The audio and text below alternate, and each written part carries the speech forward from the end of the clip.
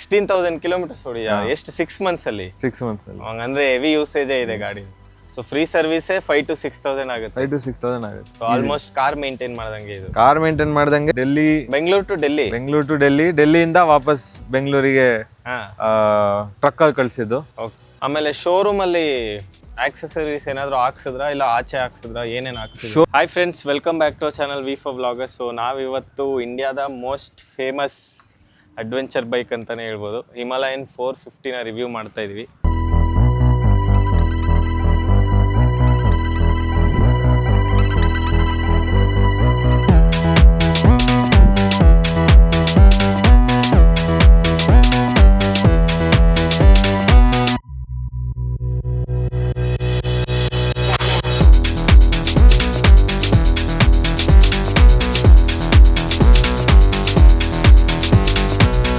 So ನೀವು ಈ ಬೈಕ್ನ ತಗೊಬೇಕಾದ್ರೆ ಬೇರೆ ಯಾವ್ದಾದ್ರು ಬೈಕ್ಸ್ ಟ್ರೈ ಮಾಡಿದ್ರಾ? ಏನೇನ್ ಬೈಕ್ಸ್ ಟೆಸ್ಟ್ ರೈಡ್ ಮಾಡಿದ್ರಿ? ಬೇರೆ ಯಾವ್ದು ಬೈಕ್ ಟೆಸ್ಟ್ ಮಾಡಿಲ್ಲ, ಇದೆ. ಸೊ ಡೈರೆಕ್ಟ್ ಫಿಕ್ಸ್ ಆಗಿದ್ದೆ ಇದೆ ಅಂತ. ಫಸ್ಟ್ ಹಿಮಾಲಯನ್ ಎಷ್ಟು ಕೇಳ್ಬಿಟ್ಟು ಹಿಮಾಲಯನ್ ಅಂತ ಇದ್ದು. ಓಕೆ. KTM ಅನ್ನು ನೋಡ್ತಿದ್ದೆ, ಬಟ್ KTM ಅಲ್ಲಿ ಸ್ವಲ್ಪ ಸಸ್ಪೆನ್ಷನ್ ಪ್ರಾಬ್ಲಮ್ಸ್ ಅಂದ್ರೆ ಸಸ್ಪೆನ್ಷನ್ ಚೆನ್ನಾಗಿಲ್ಲ ಅಂತ, ಕಂಫರ್ಟಬಿಲಿಟಿ ಆಮೇಲೆ ಸಿಟಿ ರೈಡಿಗೂ ಚೆನ್ನಾಗಿದೆ ಅಂತ ರಿವ್ಯೂಸ್ ನೋಡ್ಬಿಟ್ಟೆ ತಗೊಂಡಿದ್ದು. ಸೊ ಫಸ್ಟೇ 450 ಅಂತ ಫಿಕ್ಸ್ ಆಗಿದೆ. ಫಸ್ಟೇ 450. ಆಕ್ಚುಲಿ ಅದಕ್ಕಿಂತ ಮುಂಚೆ ಒಂದು 3-4 months ಮುಂಚೆ 390 ಇತ್ತು. ಆಮೇಲೆ ರಿವ್ಯೂಸ್ ನೋಡಿ ಆಮೇಲೆ ಗೊತ್ತಾಯ್ತು ಇದೇ ಬೆಸ್ಟ್. ಆನ್ ರೋಡ್ ಎಷ್ಟು ಬಿತ್ತು ನೀವು? 3.8 lakhs ಆನ್ ರೋಡ್. 3.8 ಅಂದ್ರೆ ಇದು ಬಿಫೋರ್ GST. ಅದು GST ಕಟ್ ಆಗೋಕ್ಕಿಂತ ಮುಂಚೆ ತಗೊಂಡೆ. ಜಸ್ಟ್ ಅಂದ್ರೆ ಎಷ್ಟು 1 year ಆಯ್ತಾ ಬೈಕ್ ತಗೊಂಡು? ಇಲ್ಲ, 6 months ಆಗಿದೆ. 6 months ಕರೆಕ್ಟ್. ಅದು GST ಕಟ್ ಆಗಿದ್ದ ದಿವಸ ಒಂದು 2 days ಮುಂಚೆನೆ ಗಾಡಿ ಬುಕ್ ಮಾಡಿದ್ನು. ಅದು ತುಂಬಾ ಕಷ್ಟಪಟ್ಟು ಸಿಕ್ಕಿದ್ದು. ವೇಟಿಂಗ್ ಪೀರಿಯಡ್ ಇದೆ ಇದಕ್ಕೆ? ವೇಟಿಂಗ್ ಪೀರಿಯಡ್ ಇತ್ತು, ಬಟ್ ನನಗೆ ಅದು ಅವ್ರು ಸೇಲ್ ಮಾಡ್ಬೇಕಾಗಿತ್ತಲ್ಲ, ಅವ್ರು ಕೊಟ್ಬಿಟ್ರು. GST ಇತ್ತು ಅಂತ ನಿಮ್ಗೆ 1 ವಾರದಲ್ಲೇ ಕೊಟ್ಬಿಟ್ರು. ಫಸ್ಟ್ ಸರ್ವಿಸ್ ಆಗಿದೆ ಹಂಗಂದ್ರೆ ಈ ಗಾಡಿಗೆ? ಫಸ್ಟ್ ಸರ್ವಿಸ್ ಆಗಿದೆ, ಸೆಕೆಂಡ್ ಥರ್ಡ್ ಸರ್ವಿಸ್ ಆಗಿದೆ. 16,000 ಓಡಿದೆ. 16,000 ಕಿಲೋಮೀಟರ್ಸ್ ಹೊಡಿಯಾ? ಎಷ್ಟು 6 months ಅಲ್ಲಿ? 6 months ಅಲ್ಲಿ. ಹಂಗಂದ್ರೆ ಹೆವಿ ಯೂಸೇಜ್ ಇದೆ ಗಾಡಿ. ಸರ್ವಿಸ್ ಕಾಸ್ಟ್ ಎಷ್ಟು ಬರುತ್ತೆ ಇದು ಫ್ರೀ ಸರ್ವಿಸ್ ಬಿಟ್ಟು? ನೆಕ್ಸ್ಟ್ ಫ್ರೀ ಸರ್ವಿಸ್ ಬಿಟ್ಟು ಇನ್ನೂ ಫ್ರೀ ಸರ್ವಿಸ್ ಇನ್ನೂ ಇದೆ. ಸೊ ಫ್ರೀ ಸರ್ವಿಸ್ ಇನ್ನೂ ನಮ್ದು ಖಾಲಿ ಆಗಿಲ್ಲ. ಬಟ್ ಫ್ರೀ ಅದು ಸರ್ವಿಸ್ 4 or 5 ಸರ್ವಿಸ್. ಫ್ರೀ ಸರ್ವಿಸಿಗೆ ಒಂದು 5-6 ಸಾವಿರ ಆಗುತ್ತೆ.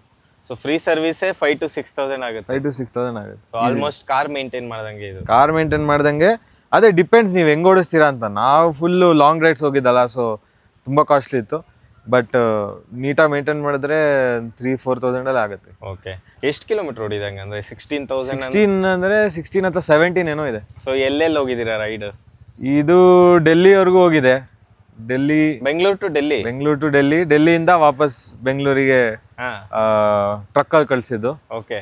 ಬಟ್ ಅಷ್ಟು ಹೋಗಿದೆ. ಆಮೇಲೆ ಇಲ್ಲೇ ಶಾರ್ಟ್ ರೈಡ್ಸ್ ಎಲ್ಲ ಮಂಗಳೂರು, ಚಿಕ್ಕಮಂಗ್ಳೂರು, ಆಲ್ಮೋಸ್ಟ್ ಡೆಲ್ಲಿವರೆಗೂ ಅಂದ್ರೆ ದೊಡ್ಡ ಟ್ರಿಪ್ ಆಗಿದೆ. ಎಷ್ಟು ದಿನ ತಗೊಂಡ್ರಿ ಹಂಗಂದ್ರೆ ಡೆಲ್ಲಿವರೆಗೂ ಹೋಗಕ್ಕೆ? ಡೆಲ್ಲಿವರೆಗೂ ಹೋಗಿದ್ದು 1 month ಆಯ್ತು ಫುಲ್.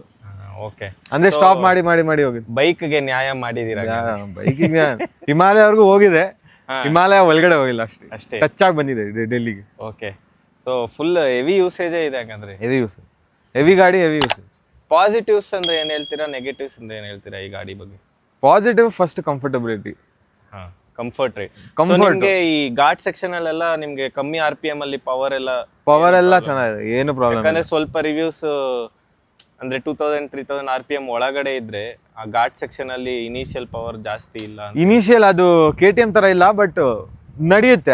ಅದೇ ಅಷ್ಟೊಂದು ನೆಗೆಟಿವ್ ತರ ಏನಿಲ್ಲ. ಫಸ್ಟ್ ಗೇರ್ ಅಲ್ಲಿ ಹಾಕಿ ಓಡಿಸಿದ್ರೆ ಎಲ್ಲ ಹೋಗುತ್ತೆ. ಅದೇ ನಿನ್ ಪಿಂಟ್ ಏನದು ಹೇರ್ ಪಿನ್ ಬೆಂಡ್ಸ್ ಅಲ್ಲೂ ಹೋಗುತ್ತೆ. ಸೊ ಅದಲ್ಲೇನು ಪ್ರಾಬ್ಲಮ್ ಇಲ್ಲ, ನಡೆಯುತ್ತೆ. ಅಂದ್ರೆ RPM ನನಗೇನು ಇಲ್ಲಿವರೆಗೂ ಪ್ರಾಬ್ಲಮ್ ಏನು ಬಂದಿಲ್ಲ. ಆಫ್ ರೋಡಿಂಗು ಮಾಡಿದೀನಿ. ಮತ್ತೆ ಅದ್ರಲ್ಲಿ ಸೆಕೆಂಡ್ ಗೇರ್ ಅಲ್ಲಿ ಹಾಕು ನುಗ್ಸು ಹೋಗುತ್ತೆ. ಬಟ್ ಟ್ರಾಫಿಕ್ ಅಲ್ಲಿ ಗಾಡಿ ಹೆವಿ ಅಂತ ಏನ್ ಅನ್ಸಲ್ಲ? ಟ್ರಾಫಿಕ್ ಅಲ್ಲಿ ಗಾಡಿ ಹೆವಿ ಅನ್ಸಲ್ಲ. ನಿಮಗೆ ಹೆವಿ ಅನ್ಸೋದು ಯಾವಾಗ ಅಂದ್ರೆ ಫಸ್ಟ್ ಗಾಡಿ ಎತ್ತಿದಾಗ, ಗಾಡಿ ಸ್ಟ್ಯಾಂಡ್ ಇಂದ ಎತ್ತಿದಾಗ ಫುಲ್ ಹೆವಿ ಅನ್ಸುತ್ತೆ. ಒಂದ್ಸತಿ ಗಾಡಿ ರೋಲ್ ಆದ್ಮೇಲೆ ಏನೂ ಆಗಲ್ಲ. ಇವಾಗ ಅದು ನಾನು ಟ್ರಾಫಿಕ್ ಜಾಮ್ ಇಂದ ಬಂದೆ, ಟ್ರಾಫಿಕ್ ಜಾಮ್ ಅಲ್ಲಿ ಏನೂ ಅನ್ಸಲ್ಲ. ಸೊ ಟ್ರಾಫಿಕ್ ಅಲ್ಲಿ ಆರಾಮಾಗಿ. ಸೊ ನಾನು ಅದಕ್ಕೆ ಹೇಳಿದೆ KTM ಅಲ್ಲಿ ನುಗ್ಗಕ್ ಆಗಲ್ಲ ಅಂತ. ಇದು ಸಿಟಿ ರೈಡ್ಗೂ ಆಗುತ್ತೆ, ಆಚೆ ನಾನು ಸಿಟಿ ರೈಡ್ ಅಲ್ಲೂ ಯೂಸ್ ಮಾಡಿದ್ದೀನಿ. ಓಕೆ. ಒಂದ್ ಇಶ್ಯೂ ಅಂದ್ರೆ ಪ್ರಾಬ್ಲಮ್ ಅಂದ್ರೆ ಪಾರ್ಕಿಂಗ್. ಈಗ ಇಷ್ಟು ದೊಡ್ಡ ಗಾಡಿ ಚಿಕ್ಕ ಸ್ಪೇಸ್ ಆಗಲ್ಲ. ಪ್ಲಸ್ ಇದು ಲೀನ್ ಆಂಗಲ್ ತುಂಬಾ ಇದೆ. ತುಂಬಾ ಬೆಂಡ್ ಆಗತ್ತಲ್ಲ, ನೀವು ಅಕ್ಕಪಕ್ಕ ಗಾಡಿ ಜಾಗ ಇರ್ಬೇಕು. ಲೆವೆಲ್ ರೋಡ್ ಇದ್ರೆ ಓಕೆ, ತುಂಬಾ ಡೌನ್ ಇದ್ರೆ ಡೌನ್ ಇದ್ರೇನು ಕಷ್ಟ. ಆಮೇಲೆ ನಿಲ್ಸಕ್ಕೆ ನೋಡ್ಬೇಕು, ವಿಡ್ತ್ ನೋಡ್ಬೇಕು, ಕರೆಕ್ಟ್. ಅದೆಲ್ಲ ಸ್ವಲ್ಪ ಬೈಕ್ ನಿಲ್ಸ್ದಂಗೆ ಇದು. Almost 2 bike. ಕರೆಕ್ಟ್. ಆಮೇಲೆ ಇದು ಮೈಲೇಜ್ ಎಷ್ಟು ಬರ್ತದೆ ನಿಮ್ಗೆ? ಏನಾದ್ರು ಟ್ರ್ಯಾಕ್ ಮಾಡಿದೀರಾ ಮೈಲೇಜ್? ಮೈಲೇಜ್ ಸಿಟಿ ಯೂಸ್ ತುಂಬಾ ಕಡಿಮೆ ನಂದು. ಅದೇ ಮಾಡ್ತೀನಿ, ತುಂಬಾ ದೂರ ಇದ್ರೆ ಜಾಸ್ತಿ. ಔಟ್ ಸೈಡ್ ಎಲ್ಲ ನಿಮಗೆ ಒಂದು 30 ವರೆಗೂ ಬರುತ್ತೆ, 31 32 ಬರುತ್ತೆ. 31 ಅಷ್ಟೇನಾ ಬರೋದು ಔಟ್ ಸ್ಟೇಷನ್ ಅಲ್ಲೂ? ಸುಮ್ನೆ ಅದು ಹೇಳೋದು 40, ಹೇಳೋದು 40. ಅದ್ ಇನ್ನೊಂದ್ ಏನಂದ್ರೆ, ಈಗ ನಮಗೆ ನಾವು ಓಡ್ಸೋವಾಗ ಮನ್ಸ್ ಬರುತ್ತಲ್ಲ ಸ್ಪೀಡ್ ಹೋಗಕ್ಕೆ, 80 ಮಾತ್ರ 80 to 100. ನಾವು ಓಡ್ಸೋದು 120. ಕರೆಕ್ಟ್. ಅದು 120 ಆಬ್ವಿಯಸ್ಲಿ. ಸೊ ಮೈಲೇಜ್ ಸ್ವಲ್ಪ ಕಮ್ಮಿನೇ. ಓಕೆ, ಅಂದ್ರೆ depends on riding also. But ಈ ಬೈಕ್ ಅಲ್ಲಿ ಅಷ್ಟೇ ಎಕ್ಸ್ಪೆಕ್ಟ್ ಮಾಡ್ಬೇಕು ಅನ್ಸುತ್ತೆ. ಅಷ್ಟೇ, ತುಂಬಾ ಎಕ್ಸ್ಪೆಕ್ಟ್ ಮಾಡ್ಬೇಕು. 30 to 35 is the ideal range. 30 ಬಂದ್ರೆ ಖುಷಿ ಪಡ್ಬೇಕು, ಓಕೆ 30 ಬರ್ತಿದೆ ಅಂತ. ಓಕೆ, ಸಿಟಿಲ್ ಅಂದ್ರೆ ತುಂಬಾ ಕಮ್ಮಿ ಆಗುತ್ತೆ. ಸಿಟಿಲ್ ಕಮ್ಮಿ ಆಗುತ್ತೆ. ನಾನು ಅದಕ್ಕೆ ಸಿಟಿಲ್ ಜಾಸ್ತಿ ಓಡಿಸಲ್ಲ. ಅಂದ್ರೆ ತುಂಬಾ ಲಾಂಗ್ ಡಿಸ್ಟೆನ್ಸ್ ಹೋಗ್ಬೇಕಪ್ಪ ಸಿಟಿಯಿಂದ 10 ಕಿಲೋಮೀಟರ್ ಆಚೆ ಹೋದ್ರೆ ಮಾತ್ರನೇ ಇದು. ಸಿಟಿಲೂ ಅಷ್ಟೇ, ಫ್ರೆಂಡ್ ಮನೆ ಎಲ್ಲ 10 ಕಿಲೋಮೀಟರ್ ಇದೆ ಅಂದ್ರೆ ಗಾಡಿ ತಗೊಂಡ್ ಹೋಗ್ತೀವಿ. ಇಲ್ಲ ಅಂದ್ರೆ ಮಾಮೂಲಿ ಸ್ಕೂಟರ್. ಸೊ ಇದು ಗಾಡಿ ಹೀಟ್ ಆಗುತ್ತಾ ಜಾಸ್ತಿ? ಸಿಟಿಲಿ ಹೀಟ್ ಆಗುತ್ತೆ, ಯಾಕಂದ್ರೆ ಗಾಳಿ ಬರಲ್ಲ. ಸೊ ಅದೊಂಥರ ಕೂಲ್ ಆಗಲ್ಲ ಬೇಗ. ಓಕೆ, ಹೈವೇಲ್ ಏನು ಗೊತ್ತಾಗಲ್ಲ. ಪ್ಲಸ್ ಕಾಲ್ ಹಿಡ್ಕೊಳಕ್ ತುಂಬಾ, ಅಂದ್ರೆ ಈಗ ನೀನು ಪ್ಯಾಂಟ್ ಹಾಕೊಂಡ್ರೆ ಓಕೆ, ಈಗ ಶಾರ್ಟ್ಸ್ ಹಾಕೊಂಡ್ರೆ ಓಡಿಸಬಹುದಾ? ಪ್ಯಾಂಟ್ ಹಾಕೊಂಡು ಉರಿಯುತ್ತದು. ಹೌದಾ? ಬಟ್ ನಾನು ಟೂರಿಂಗ್ ಹೋದಾಗ, ಅಂದ್ರೆ ಲಾಂಗ್ ರೈಡ್ ಹೋದಾಗೆಲ್ಲ ಆರಾಮಾಗಿ ಫುಲ್ ಬೂಟ್ಸ್, ರೈಡಿಂಗ್ ಏನು problem. But normal city driving summer ಅಲ್ಲಿ ಅಂದ್ರೂ ಇನ್ನು, ಈಗ ಈ ವೆದರ್ ಓಕೆ, ಸಮ್ಮರ್ ಅಲ್ಲಿ ಅಂತೂ ನೀವು ಗಾಡಿ ಪ್ರಾಬ್ಲಮ್ ಎಲ್ಲದರಲ್ಲೂ ಇದೆ ಅನ್ಸುತ್ತಲ್ಲ. ಎಲ್ಲ ಅಡ್ವೆಂಚರ್ ಬೈಕ್ಸ್ ಸೇಮ್. ಎಲ್ಲ ಅಡ್ವೆಂಚರ್ ಬೈಕ್ ಅಲ್ಲಿ ಇಲ್ಲ, ಎಲ್ಲ ರಾಯಲ್ ಎನ್ಫೀಲ್ಡ್ ಹೊಸ ಬೈಕ್ಸ್ ಅಲ್ಲಿ ಇದೆ. ಈ ಪ್ರಾಬ್ಲಮ್ KTM ಅದ್ರಲ್ಲೆಲ್ಲ ಇಲ್ಲ. KTM ಅಲ್ಲೆಲ್ಲ ಇಲ್ಲ, ಟ್ರಯಾಂಪ್ ಅಲ್ಲೂ ಇಲ್ಲ. ಇದು ಈಗ ಫಾರ್ ಎಕ್ಸಾಂಪಲ್ ಇದು ಮಾತ್ರ. ಫಾರ್ ಎಕ್ಸಾಂಪಲ್ ನನ್ನ ಫ್ರೆಂಡ್ ಹತ್ರ ಕಾಂಟಿನೆಂಟಲ್ ಇದೆ, ಅದು ಸೇಮ್ ಇಶ್ಯೂ. ಅದು ಅವ್ನು ತಗೊಂಡಿದ್ 4-5 ವರ್ಷ ಆಗಿದೆ. ಅವಾಗಿಂದಾನು ಅದೇ ಪ್ರಾಬ್ಲಮ್. ಅದನ್ನ ಇಂಪ್ರೂವ್ ಮಾಡಿಲ್ಲ. ಅದು ಹೀಟಿಂಗ್ ಮೇಜರ್ ಇಶ್ಯೂ. ಅದು ಮೇಜರ್ ಇಶ್ಯೂ. ಇವಾಗ ಬಟ್ ಅದು ಅಭ್ಯಾಸ ಆಗ್ಬಿಡುತ್ತೆ. ಈಗ ಫಾರ್ ಎಕ್ಸಾಂಪಲ್ ನಾನು ಮನೆಯಿಂದ ಇಲ್ಲಿ ಬಂದಾಗ ಅವಾಗ ಅಷ್ಟೊಂದು ಅನ್ಸ್ಲಿಲ್ಲ, ಯಾಕಂದ್ರೆ ಆಲ್ಮೋಸ್ಟ್ 6-7 ಮಂತ್ಸ್ ಆಗಿದೆಲ್ಲ ಗಾಡಿ ಓಡಿಸಿ. ಸೊ ಅದೊಂಥರ ಪ್ರಾಕ್ಟೀಸ್ ಆಗ್ಬಿಡುತ್ತೆ, ಹೀಟ್ ಆಯ್ತು ಬಿಡು ಅಂತ. ಅದ್ ಬಿಟ್ರೆ ಇನ್ನೇನಿಲ್ಲ. ಅದ್ ಬಿಟ್ರೆ ಪಾಸಿಟಿವ್ಸ್ ಇನ್ನೊಂದ್ ಏನಂದ್ರೆ, ತುಂಬಾ ಕಂಫರ್ಟ್ ಇದೆ, ತುಂಬಾ ಕಂಫರ್ಟ್ ಇದೆ. ಇದು ಹಾಕಿದ್ರೆ ಸ್ಪೇಸ್ ಏನ್ ಕಮ್ಮಿ ಆಗಲ್ವಾ? ಅಂದ್ರೆ ಬಾಕ್ಸ್ ಹಾಕಿದ್ರೆ ಇನ್ನೂ ಏನಾಗುತ್ತೆ ಅಂದ್ರೆ, ನಂದೊಂದು ಟೂರಿಂಗ್ ಬಾಕ್ಸ್ ಇದೆ, ಅದ್ ಹಾಕಿದ್ರೆ ನಿಮಗೆ ಬ್ಯಾಕ್ ಸಪೋರ್ಟ್ ಸಿಗುತ್ತೆ, ಆರಾಮಾಗಿ ಮಲ್ಕೋಬಹುದು. ಅವರು ಮಲ್ಕೊಳ್ಳೋ ಆರಾಮಾಗಿ, ಟೆನ್ಷನ್ ಇರಲ್ಲ. ಇನ್ನೊಂದೇನಂದ್ರೆ ಇದ್ರದ್ದು ಪಾಸಿಟಿವ್ ಸಸ್ಪೆನ್ಷನ್. ಸೊ ಸಸ್ಪೆನ್ಷನ್ ತುಂಬಾ ಚೆನ್ನಾಗಿದ್ದಾಗ ಬ್ಯಾಕ್ ಪಿಲಿಯನ್ ರೈಡರ್ಗು ತುಂಬಾ ಕಂಫರ್ಟ್. ಅವ್ರಿಗೂ ಏನ್ ಬ್ಯಾಕ್ ಪೇನ್ ಬರೋದು ಆತರ ಏನು ಬರೋದು? ನಾನು ಅದೇ 12 hours ಓಡಿಸಾಗ ನನಗೆ ಬ್ಯಾಕ್ ಪೇನ್ ಇರಲಿಲ್ಲ. 12 hours ಏನೊಂದು ಡೆಲ್ಲಿಗೆ ಹೋದಾಗ್ಲಾ? ಇಲ್ಲಿಂದ ಎಲ್ಲದು ಮುನ್ನಾರ್ಗೆ ಹೋದಾಗ.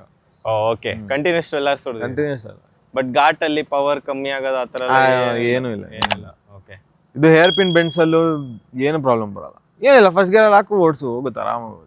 ಬಟ್ ಸರ್ವಿಸ್ ಕಾಸ್ಟ್ ಸ್ವಲ್ಪ ಜಾಸ್ತಿ. ಸರ್ವಿಸ್ ಕಾಸ್ಟ್ ಸ್ವಲ್ಪ ಜಾಸ್ತಿ ಇರುತ್ತೆ, 5000 6000. ಬಟ್ ಇವತ್ತು ನಿಮ್ಮ ಹತ್ರ 3.84 lakh ಇದ್ರೆ ನೀವು ಇದೇ ಬೈಕ್ ಚೂಸ್ ಮಾಡ್ತೀರಾ, ಇಲ್ಲ ಬೇರೆ ಏನಾದ್ರು ಆಪ್ಷನ್ ಇದೆ ನಿಮ್ಗೆ? ಇವತ್ತು ನಾನು ನೋಡಿದ ಪ್ರಕಾರ ಈಗ ಇದೇ ಬೆಸ್ಟ್. ಇವಾಗ ಅಂದ್ರೆ ಓವರ್ ಆಲ್ ಬೆಸ್ಟ್. ಇವಾಗ ನಿಮಗೆ ಫಾರ್ ಎಕ್ಸಾಂಪಲ್ ಒಬ್ರವ್ರಿಗೆ ಇಲ್ಲ, ನನಗೆ ಗಾಡಿಲಿ ಸ್ಪೆಸಿಫಿಕೇಶನ್ ಜಾಸ್ತಿ ಬೇಕು ಅಂದ್ರೆ ಎಲೆಕ್ಟ್ರಾನಿಕ್ಸ್ ಅಲ್ಲಿ, ಅದಕ್ಕೆ KTM ಚೆನ್ನಾಗಿದೆ. ಅವರಿಗೆ ಏನದು BMW 450 ಪ್ರೈಸ್ಗೆ ವರ್ತಿಲ್ಲ. ಅದೇನು 6-7 lakhs ಅಲ್ವಾ? ಅದು ರಿವ್ಯೂಸ್ ನೋಡಿದೆ, ಅಷ್ಟೊಂದು ವರ್ತಿಲ್ಲ ಅದು. So overall budget wise ಈ 4.5 ಅಂದ್ರೆ ಅದರಲ್ಲೂ ಅಡ್ವೆಂಚರ್ ಸೆಗ್ಮೆಂಟ್ ಅಲ್ಲಿ ಇದೆ ಬೆಸ್ಟ್. ಈಗ ನಿಮಗೆ ಏನದು ಕ್ರೂಸ್ ಕಂಟ್ರೋಲ್ ಎಲ್ಲ ಇಲ್ಲ ನೆಗೆಟಿವ್ಸ್ ಅಲ್ಲಿ, ನಡೆಯುತ್ತೆ. ಅಂದ್ರೆ ಈಗ ಬಟ್ ಓಕೆ, ಅದೆಲ್ಲ ಚಿಕ್ಕ ಫೀಚರ್.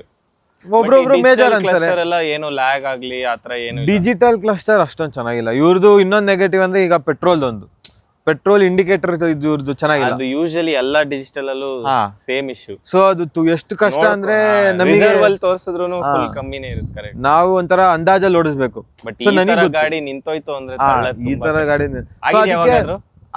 ಯಾವತ್ತು ನಿಂತಿಲ್ಲ ಎಲ್ಲೂ ರೋಡಲ್ಲಿ. ಬಟ್ ಸ್ವಲ್ಪ ಭಯ ಆಗುತ್ತೆ, ಯಾಕಂದ್ರೆ ನಾನ್ ನೋಡ್ತಾ ಇರ್ತೀನಿ ಇಂಡಿಕೇಟರ್, ಅದು 4 ಬಾರ್ಸ್ ಇದೆ. ಆ 2ನೇ ಬಾರ್ ಬಂದಿದ ತಕ್ಷಣ ಗೊತ್ತಾಗುತ್ತೆ ಇವಾಗ ಕಮ್ಮಿ ಅಂತ. ಎಲ್ಲಿ ಪೆಟ್ರೋಲ್ ಬಂಕ್ ಸಿಗುತ್ತೋ ಅಲ್ಲಿ ಹೋಗಿ ಹಾಕ್ಸ್ಕೊಂಡ್ಬಿಡ್ತೀನಿ, ಯಾಕಂದ್ರೆ ರಿಸ್ಕ್ ಬೇಡ. ಎಷ್ಟಿದೆ full capacity? 17 litres. Reserve 2-3 litres ಇದೆ. ಆಲ್ಮೋಸ್ಟ್ 2 ಸ್ಕೂಟಿ ಆರಾಮ್ಸೆ ಪೆಟ್ರೋಲ್ ಟ್ಯಾಂಕ್ ಇದು. ಆಮೇಲೆ ಶೋರೂಮ್ ಅಲ್ಲಿ ಆಕ್ಸೆಸರೀಸ್ ಏನಾದ್ರು ಹಾಕ್ಸಿದ್ರಾ ಇಲ್ಲ ಆಚೆ ಹಾಕ್ಸಿದ್ರಾ, ಏನೇನ್ ಹಾಕ್ಸಿದ್ರಾ? ಶೋರೂಮ್ ಅಲ್ಲಿ ಆಕ್ಸರೀಸ್ ನಾನು ಯಾವ್ದು ಹಾಕ್ಸಿಲ್ಲ. ಏನು ಇಲ್ಲ. ಎಲ್ಲ ಆಚೆ. ಇದು ಟಾಪ್ ಬಾಕ್ಸಿಗೆ ಇದನ್ನು ಆಚೆ ಹಾಕ್ಸಿದ್ದು. ಆಬ್ವಿಯಸ್ಲಿ ಇದು ಒಳಗಡೆ ಅಂತೂ ಕೊಡಲ್ಲ ಶೋರೂಮ್ ಅಲ್ಲಿ. ಬಟ್ ಇದು ಹಾಕಿಸ್ದೆ. ಆಮೇಲೆ ಹಾಕ್ಸಿರೋದು ಇದೊಂದು ಹಾಕಿಸ್ದೆ. ಇದು ಇದು ಸ್ವಲ್ಪ ಕೇಳಿಸ್ಬಿಟ್ಟು ಫಿನಿಶಿಂಗ್ ಇದೊಂದು ಹಾಕಿಸ್ದೆ. ಆಮೇಲೆ ಇದು ಆಚೆ ಹಾಕ್ಸಿದ್ದು ಮೋಟೋ ಟಾರ್ಕ್ ಅವ್ರದ್ದು ಇಂಜಿನ್ ಗಾರ್ಡು. ಆಮೇಲೆ ಫಾಗ್ ಲ್ಯಾಂಪ್ಸ್ ಆಚೆ ಹಾಕ್ಸಿದ್ದು. ಅದ್ ಬಿಟ್ರೆ ಇನ್ನೇನ್ ಮಾಡಿಫಿಕೇಶನ್ ಮಾಡಿಲ್ಲ ಜಾಸ್ತಿ. ಮಾಡಿಫಿಕೇಶನ್ ಸ್ಮೂತ್ ಇದೆಯಾ? ಕ್ಲಚ್ ತುಂಬಾ ಸ್ಮೂತ್ ಇದೆ. ಅದೇ ಇಲ್ಲಿವರೆಗೂ 16,000 ಆಗಿದೆ, ಏನು ಪ್ರಾಬ್ಲಮ್ ಇಲ್ಲ. ಇನ್ನೊಂದೇನಂದ್ರೆ ಈಗ ಫಾರ್ ಎಕ್ಸಾಂಪಲ್ ಲಗೇಜ್ ಸಿಸ್ಟಮ್ ತುಂಬಾ ಚೆನ್ನಾಗಿದೆ. ನಾನು ಹೋಗೋದು ಮೋಸ್ಟ್ಲಿ ಸೋಲೋನೆ. ಸೊ ಸೋಲೋ ಹೋದಾಗ ಇಲ್ಲಿ ಏನು ಯೋಚನೆ ಇಲ್ಲ, ಆರಾಮಾಗಿ ಲಗೇಜ್ ಹಾಕೋಬಹುದು. ಇದು ಆಕ್ಚುಲಿ ನನ್ನ ಇನ್ನೊಬ್ಬ ಫ್ರೆಂಡ್ ಹತ್ರ ಸೇಮ್ ಬೈಕ್ ಇದೆ. ಅವಂದು ಪಿಲಿಯನ್ಗೆ ಅಂತ ಲಗೇಜ್ ಸಿಸ್ಟಮ್ ತಗೊಂಡಿದ್ದಾನೆ. ಅದ್ರಲ್ಲಿ ಹೆಂಗಂದ್ರೆ ಆ ಲಗೇಜ್ ಸಿಸ್ಟಮ್ ಇಲ್ಲಿ ಕೆಳಗಡೆ ಬರುತ್ತೆ, ಸೊ ಕುತ್ಕೊಳ್ಳಬಹುದು. ನನಗೆ ಹಂಗಿಲ್ಲ, ಬಾಕ್ಸ್ ಒಂದೇ. ಬಟ್ ಆದ್ರೂ ಜಾಗ ಕಂಫರ್ಟ್ ಎಲ್ಲ ಚೆನ್ನಾಗಿದೆ. ಒಂದು ನೆಗೆಟಿವ್, ಅದು ಒಂದು ನೆಗೆಟಿವ್. ಹೈಟ್ ಕಮ್ಮಿ ಇರೋರಿಗೆ ಸ್ವಲ್ಪ ಪ್ರಾಬ್ಲಮ್. ಹೈಟ್ ಜಾಸ್ತಿ ಇರ್ಬೇಕು, ಪ್ಲಸ್ ಎತ್ತಿ ನಿಲ್ಸಕ್ ಸ್ವಲ್ಪ ಅದೇ ಸ್ಟಾರ್ಟಿಂಗ್ ಅಲ್ಲಿ ಎತ್ತಿ ನಿಲ್ಸಕ್ ಒಂದ್ ಸ್ವಲ್ಪ ಇರ್ಬೇಕು. ಬಟ್ ಇದು ಫಸ್ಟ್ ಅಡ್ವೆಂಚರ್ ಬೈಕ್ ಅಂದ್ರೆ ಅಡ್ವೆಂಚರ್ ಮಾಡಕ್ ಹೋಗ್ಬಾರ್ದು ಅಷ್ಟೇ. ಟೂರಿಂಗ್ ಮಾಡಕ್ ಹೋಗ್ಬೋದು, ಆದ್ರೆ ನೀವು ಈಗ ಫಾರ್ ಎಕ್ಸಾಂಪಲ್ ಅಂದ್ರೆ ಆಗಲ್ಲ, ಅಷ್ಟ ಆಗಲ್ಲ. ಫಸ್ಟ್ ಓಡ್ಬೇಕು, ಸ್ವಲ್ಪ ಆಫ್ ರೋಡಿಂಗ್ ಮಾಡ್ಬೇಕು. ಒಂದೇ ಸತಿ ನಾನ್ ಮಾಡ್ತೀನಪ್ಪ, ನೀವು ಪ್ರೊಫೆಷನಲ್ ಇದೆ ಮಾಡ್ಬೋದು. ಅಂದ್ರೆ ಇನ್ನೊಂದು ಯಾವ್ದೋ ಬೈಕ್ ಇತ್ತು, ನಿಮಗೆ ಪ್ರಾಕ್ಟೀಸ್ ಇದೆ, ಇಲ್ಲ ನೀವು ಸ್ಟ್ರಾಂಗ್ ಇದೀರಾ ಅಂದ್ರೆ ಮಾಡ್ಬೋದು. ಇಲ್ಲ ಅಂದ್ರೆ ತುಂಬಾ ಹ್ಯಾಂಡಲ್ ಮಾಡೋದು ಕಷ್ಟ. ಹೌದು. ಇದು ಸ್ವಲ್ಪ ಹೈಟ್ ಕಮ್ಮಿ ಇದ್ರೆ ಅವ್ರಿಗೆ ಆಪ್ಷನ್ ಅಂದ್ರೆ ಟ್ರಯಾಂಪ್ ಒಂದೇ ಇರೋದು. ಟ್ರಯಾಂಪ್ ಒಂದೇ. ಟ್ರಯಾಂಪ್ ಐ ಥಿಂಕ್ KTM ಆಗುತ್ತೆ. ಬಟ್ ಇದ್ರಲ್ಲಿ ಇನ್ನೊಂದೇನಂದ್ರೆ ಇವಾಗ ನಾನು ಕೆಳಗಡೆ ಹಾಕಿದ್ದೀನಿ ಸೀಟ್ ಕಡಿಮೆ. ಬಟ್ ಅದು ಕಮ್ಮಿ ಮಾಡಿದ್ರೆ ಕಂಫರ್ಟ್ ಕಮ್ಮಿ ಆಗಲ್ವಾ? ಇಲ್ಲ, ಕಂಫರ್ಟ್ ಅಂಡ್ ಸೇಮ್ ಇರುತ್ತೆ. ಅದು ಫ್ಯಾಕ್ಟರಿ ಫಿಟೆಡ್ ಬರುತ್ತಾ? ಈಗ ಇದನ್ನ ಮೇಲೂ ಮಾಡ್ಕೋಬಹುದು, ಕೆಳಗಡೆ ಮಾಡ್ಕೋಬಹುದು. ಓಕೆ. ಸೊ ಇದೇ ಸೀಟೇ ಹೈಟ್ ಕಮ್ಮಿ? ಹೈಟ್ ಕಮ್ಮಿ. ಫೋಮ್ ಇಲ್ಲ, ಇದನ್ನೇ ಮೇಲೆ ಕೆಳಗಡೆ ಮಾಡ್ಬೋದು ಸೀಟ್. ಆದ್ರೂ ಸ್ವಲ್ಪ ಡಿಫ್ರೆನ್ಸ್, ತುಂಬಾ ಕಮ್ಮಿ ಇರೋರಿಗೆಲ್ಲ ಆಗಲ್ಲ. ಈಗ ಇದೇ 2-3 ಇಂಚಸ್ ಕಮ್ಮಿ ಆಗುತ್ತೆ. ಈಗ ಇದೇ ಶಾರ್ಟೆಸ್ಟ್.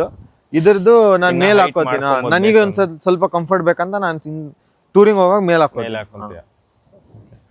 ಸೊ ಇದಕ್ಕೆ ಎಕ್ಸ್ಟ್ರಾ ಆಕ್ಸೆಸರೀಸ್ ಹಾಕ್ಸ್ಬೇಕಂದ್ರೆ ಇನ್ನ ಏನೇನ್ ಹಾಕ್ಸ್ಬೋದು? ಅಂದ್ರೆ ಫುಲ್ ಎಷ್ಟ್ ಬೇಕಾದ್ರೂ ಹಾಕ್ಸ್ಬೋದು, ನೆಸೆಸರಿ ಇರೋದು.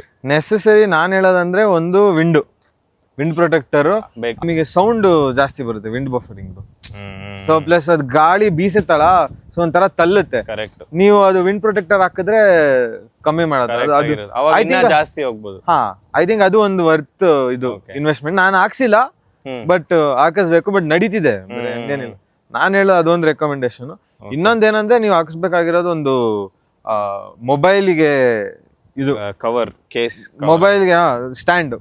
ಯಾಕಂದ್ರೆ ಅವ್ರದ್ದು ಇನ್ಬಿಲ್ ಡಿಸ್ಪ್ಲೇ ಚೆನ್ನಾಗೇ ಇದೆ, ಬಟ್ ಅದು ಬ್ಯಾಟ್ರಿ ತುಂಬಾ ಹೇಳುತ್ತೆ. ಅದೊಂದು ನೆಗೆಟಿವ್ ಅದ್ರದ್ದು, ತುಂಬಾ ಬ್ಯಾಟ್ರಿ ಎಳೆಯುತ್ತೆ. ನೀವು ಇವಾಗ ರಾಯಲ್ ಎನ್ಫೀಲ್ಡ್ ಆಪ್ ಅಂತ ಇದೆ, ಅದಕ್ಕೆ ಕನೆಕ್ಟ್ ಮಾಡಿದ್ರೆ ಡ್ರೈನ್ ಆಗ್ತಾ ಇರುತ್ತೆ. ಫುಲ್ ಫೋನ್ ಡ್ರೈನ್ ಆಗುತ್ತೆ. ನೀವು ಫೋನ್ ನ ಚಾರ್ಜ್ ಮಾಡ್ತಾನೆ ಇರ್ಬೇಕು. ಅಲ್ಲಿ ಪಾಯಿಂಟ್ ಇದು ಕೊಟ್ಟಿದ್ದಾರೆ, ಬಟ್ ಅದು ಕಂಟಿನ್ಯೂಸ್ ಇಟ್ರೆ ಹೀಟ್ ಆಗುತ್ತೆ. ಕಂಟಿನ್ಯೂಸ್ ಇಟ್ರೆ ಫೋನ್ ಫುಲ್ ಹೀಟ್ ಆಗುತ್ತೆ.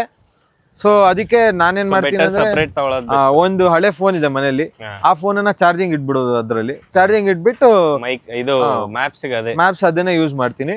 ಅದ್ರಲ್ಲೇ ಹಾಡ್ ಕೇಳೋದು ಅದ್ರಲ್ಲೆಲ್ಲ. ಸೊ ಅದೊಂದು ವರ್ತ್ ಇನ್ವೆಸ್ಟ್ಮೆಂಟ್. ಟ್ಯೂಬ್ ಒಂದಿದೆ, ಇದು ಬಂದಿದೆ. ಅದು ನಾನ್ ತಗೊಂಡ್ಬೇಕಾಗಿದೆ. ಇದು ಒಂದೇ ಮಾಡೆಲ್ ಲಾಸ್ಟ್ ಇದ್ದಿದ್ದು ಅವ್ರ ಹತ್ರ ಸ್ಟಾಕ್ ಅಲ್ಲಿ. ಅವ್ರ ಆಮೇಲೆ GST ಮುಂಚೆ ತಗೋಬೇಕಾಗಿತ್ತು ನಾನು. ಸೊ GST ಮುಂಚೆ ಯಾವ ಸ್ಟಾಕ್ ಇದೆ ಅದು ತಗೊಂಡು. ಇದೊಂದು ಡ್ರಾಬ್ಯಾಕ್ ಅಲ್ಲ ಇವಾಗ, ಅಂದ್ರೆ ಅವಾಗ ತಗೊಂಡಿರೋರು. ಇವಾಗ ತಗೊಂಡಿರೋರಿಗೆ ಈಗ ಎಲ್ಲರಿಗೂ ಸಿಗುತ್ತೆ. ನನಗೂ ಅವಾಗ ಹೇಳಿದ್ರು ಟ್ಯೂಬ್ಲೆಸ್ ಇದೆ ಬೇಕು, ಬಟ್ ವೆಯ್ಟ್ ಮಾಡ್ಬೇಕು, GST ಆದ್ಮೇಲೆ ಬರುತ್ತೆ ಅದು. ನನಗೆ ಅದೆಲ್ಲ ಬೇಡ, GST ಮುಂಚೆ ಕೊಟ್ಬಿಡಿ ಗಾಡಿನ, ಮತ್ತೆ ಒಂದ್ 34 ಸಾವಿರ ಬೇಡ ನನಗೆ ಜಾಸ್ತಿ ಅಂತ. ಬಟ್ ಅದೇ 34 ಸಾವಿರ ನಾನು ಆಮೇಲೆ ಆಕ್ಸೆಸರೀಸ್ ಇವಾಗ ಅಂದ್ರೆ ಇದು 4.2 ಆಗುತ್ತಾ? 40 ಸಾವಿರ ಜಾಸ್ತಿ ಆಗಿದೆ. ಒಂದ್ 34 ಸಾವಿರ ಜಾಸ್ತಿ ಆಗಿದೆ. ಅದೇ ಇದು ಟೈರ್ ಏನು ಇನ್ನೂ ಇಶ್ಯೂ ಬಂದಿಲ್ಲ ನನಗೆ, ಯಾವತ್ತು ಪಂಚರ್ ಏನೂ ಆಗಿಲ್ಲ. ಅದೇ ಇಶ್ಯೂ ಇಲ್ಲ, ಬಟ್ ಇವಾಗ ಯಾರು ತೆಗ್ದಿ ಹಾಕೋರು ಸಿಗೋದು ಕಷ್ಟ. ಪ್ಲಸ್ ಅದು ತುಂಬಾ ತಲೆನೋವು. ಈ ಗಾಡಿಗೆ ತೆಗಿಬೇಕಂದ್ರೆ ಇನ್ನ ಕಷ್ಟ. ಹೌದೌದು. ಸೆಂಟರ್ ಸ್ಟ್ಯಾಂಡ್ ಇಲ್ಲ ಅಲ್ಲ ಇದಕ್ಕೆ? ಸೆಂಟರ್ ಸ್ಟ್ಯಾಂಡ್ ಇದೆ. ಎತ್ತು ಮಾಡೋದು ಸ್ವಲ್ಪ ಸ್ವಲ್ಪ ಕಷ್ಟ. ಕಷ್ಟನೇ. ಈಗ ಸ್ವಲ್ಪ ಸ್ಲೋಪ್ ಇದೆಯಲ್ಲ, ಇದ್ರಲ್ಲೂ ಕಷ್ಟನೇ. ಅದು ಒಂಥರ ಫುಲ್ ಫ್ಲಾಟ್ ಇರ್ಬೇಕು. ಇಬ್ರು ಬೇಕೇನೋ ಎತ್ತ. ಆಗುತ್ತೆ, ಒಬ್ನೇ ಮಾಡ್ಬೋದು, ಬಟ್ ಅದೇ ಪ್ರಾಕ್ಟೀಸ್ ಅದು ಸ್ವಲ್ಪ. ಇದು ಬೈಕ್ ಅದು ಬೈಕ್ಗೆ ಅಭ್ಯಾಸ ಆಗ್ತಾ ಸೆಟ್ ಆಗ. ಅದೇ ಈ ಬೈಕ್ ಒಂಥರ ಅದು, ನೀವು ಬೈಕ್ ಜೊತೆ ಯಾವಾಗ ಎಷ್ಟು ಟೈಮ್ ಸ್ಪೆಂಡ್ ಮಾಡ್ತೀರೋ ಅಷ್ಟು ನಿಮಗೆ ಕಂಫರ್ಟ್ ಅಭ್ಯಾಸ ಆಗ್ಬಿಡುತ್ತೆ. ಓಕೆ, ಸೊ ಎಲ್ಲ ಪಾಯಿಂಟ್ಸ್ ಕವರ್ ಮಾಡಿದೀವಿ ಅನ್ಕೊಂತೀವಿ. ನಿಮ್ಗೆ ಏನಾದರೂ ಡೌಟ್ಸ್ ಇದ್ರೆ ಈ ಬೈಕ್ ಮೇಲೆ ಕಮೆಂಟ್ ಸೆಕ್ಷನಲ್ಲಿ ಹಾಕಿ, ನಾವು ತಿಳಿಸ್ಕೊಡಕ್ಕೆ ಟ್ರೈ ಮಾಡ್ತೀವಿ. ನೆಕ್ಸ್ಟ್ ವಿಡಿಯೋಲಿ ಇನ್ನೊಂದು ಬೈಕ್ ಅಥವಾ ಕಾರಲ್ಲಿ ಸಿಗೋಣ. ಅಲ್ಲಿವರೆಗೂ ಥ್ಯಾಂಕ್ ಯು.